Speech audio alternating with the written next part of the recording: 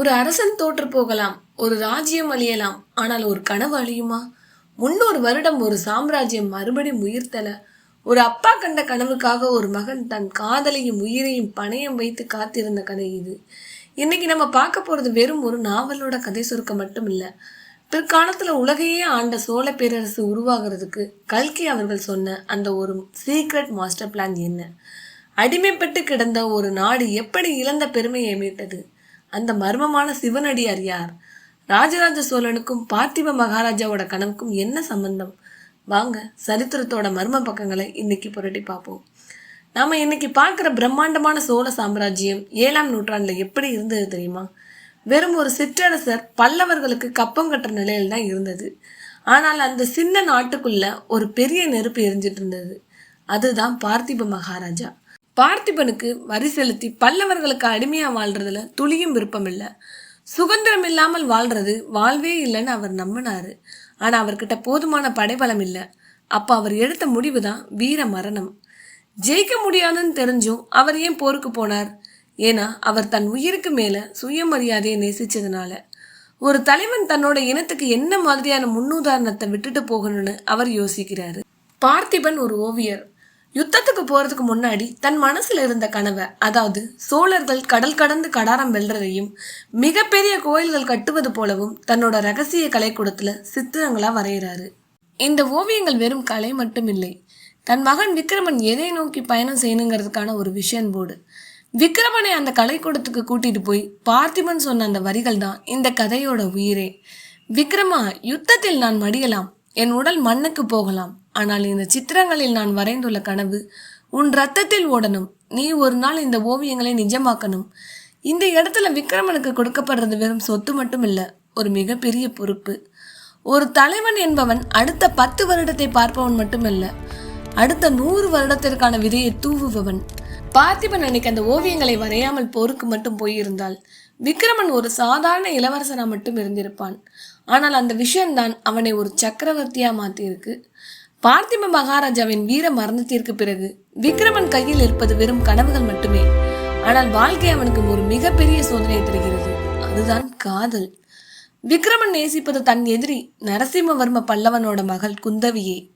ஒரு முறை விக்ரமன் காஞ்சிபுரத்திற்கு மாறுவிடத்தில் செல்லும் போது காஞ்சிபுரத்தின் வீதியில் குந்தவி தேரில் வந்து கொண்டிருக்கிறாள். அங்கே ஒரு சிவனடியார் சாலையின் குறுக்கே வருவதால் தேர் அவர் மீது மோத போகும் சூழல் உருவாகிறது. அந்த சமயம் அங்கே இருக்கும் விக்ரமன் மின்னல் வேகத்தில் செயல்பட்டு அந்த முதியவரை காப்பாற்றுகிறார். இந்த வீர செயலால் ஈர்க்கப்பட்ட குந்தவி தேரை நிறுத்த சொல்லி விக்ரமனை உற்று பார்க்கிறாள். மாறுவேடத்தில் இருந்தாலும் விக்ரமனின் ராஜ கலையும் அவனது கண்களில் தெரிந்த தீர்க்கமும் குந்தவியை வெகுவாக கவர்கிறது. விக்ரமனும் குந்தவியின் பேரழகை கண்டு ஒரு நிமிடம் திகைத்து நிற்கிறான். இந்த முதல் சந்திப்பிலேயே இருவருக்கும் இடையே ஒரு ஈர்ப்பு உருவாகிறது.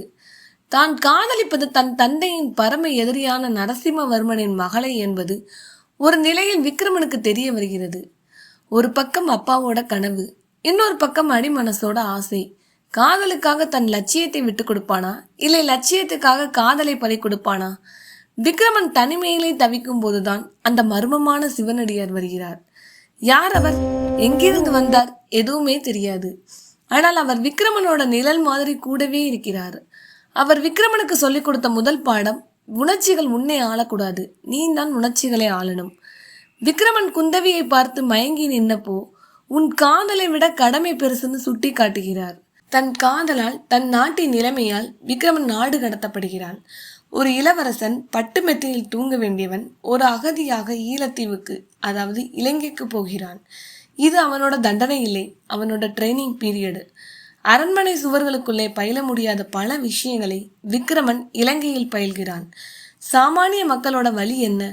ஒரு நாட்டை உருவாக்க வெறும் கத்தி கேடைய மட்டும் போதாது, மக்களோட அன்பு வேணும்னு அங்கதான் அவனுக்கு புரியுது.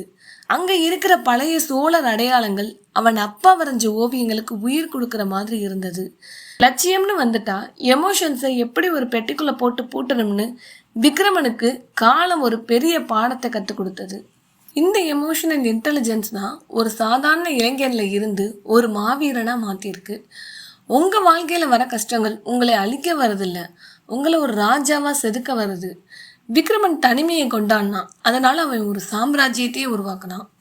விக்ரமன் நாடு கடத்தப்பட்ட பிறகு மீண்டும் சோழ நாட்டை மீட்க ரகசியமாக திரும்புகிறான். அப்போது பல்லவ படைகளுக்கும் விக்ரமனின் ஆதரவு படைகளுக்கும் இடையே போர் நடக்கிறது. விக்ரமன் தனது வீரத்தை காட்டி பல்லவ படைகளை நிலைகுலைய செய்கிறான். போரின் ஒரு கட்டத்தில் விக்ரமன் ஒரு வீரனை போல போரிட்டு கொண்டிருக்கும் போது அங்கே பல்லவ சக்கரவர்த்தி நரசிம்மவர்மன் வருகிறார். விக்ரமன் தனது தந்தையை கொன்றவர் என்ற கோபத்தில் நரசிம்மவர்மனை எதிர்க்கிறான். விக்ரமனின் போர் திறமையை கண்டு மாமல்லன் வியந்து போகிறார். விக்ரமனால் நரசிம்மவர்மனை வீழ்த்த முடியவில்லை. அதே சமயம் நரசிம்மவர்மனும் விக்ரமனை காயப்படுத்த விரும்பவில்லை. போர் முற்றிய நிலையில் நரசிம்மவர்மன் தனது உண்மையான அடையாளத்தை காட்டுகிறார். அப்போதுதான் விக்ரமனுக்கு ஒரு அதிர்ச்சியான உண்மை தெரிய வருகிறது. இத்தனை நாள் தனக்கு சிவனடியார் என்ற உருவத்தில் வழிகாட்டியதும் கஷ்ட காலத்தில் உதவியதும் போர்க்கலைகளை கற்றுக் கொடுத்ததும் தனது எதிரியான அதே நரசிம்மவர்மன் தான். இந்த சந்திப்பிற்கு பிறகுதான் பகை முடிவுக்கு வருகிறது. நரசிம்மவர்மன் ஏன் இப்படி செய்தார்? நரசிம்மவர்மன் ஒரு மாவீரன். பார்த்திபன் போர்க்களத்தில் வீரமரணம் அடைந்த போது அவனது தேச பற்றியும் தீர்க்க தரிசனத்தையும் கண்டு வியந்து நின்றவர் அவர். ஒரு தந்தை கண்ட உன்னதமான கனவு அந்த மகனின் திறமையின்மையால் அழிந்துவிடக்கூடாது என்று ஒரு குருவாக இருந்து விக்ரமனை செதுக்கினார்.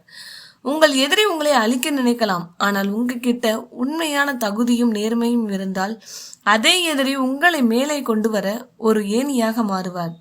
இதுதான் நரசிம்மவர்மன் நமக்கு கற்றுத்தருகிற பாடம். விக்ரமனின் வீரத்தையும் குந்தவியின் மாறாத அன்பையும் பார்த்த நரசிம்மவர்மன் அவர்கள் திருமணத்திற்கு சம்மதிக்கிறார். இது வெறும் 2 இதயங்களின் சந்திப்பு மட்டுமல்ல, பல்லவ மற்றும் சோழ நாடுகளுக்கு இடையிலான நீண்டகால பகைக்கு முற்றுப்புள்ளி வைத்த ஒரு அரசியல் ஒப்பந்தமாகவும் அமைகிறது. விக்ரமனின் லட்சியத்திற்கு பாதகம் இல்லாமல் குந்தவியின் காதலும் வெற்றி பெறுகிறது. பார்த்திபன் அந்த 2 அறையில் வரைந்த ஓவியங்கள் வெறும் கற்பனை மட்டுமல்ல, அது ஒரு விதை. விக்ரமன் சோழ நாட்டின் அரியணையில் அமரும்போது பார்த்திபனின் கனவு நினைவாகிறது.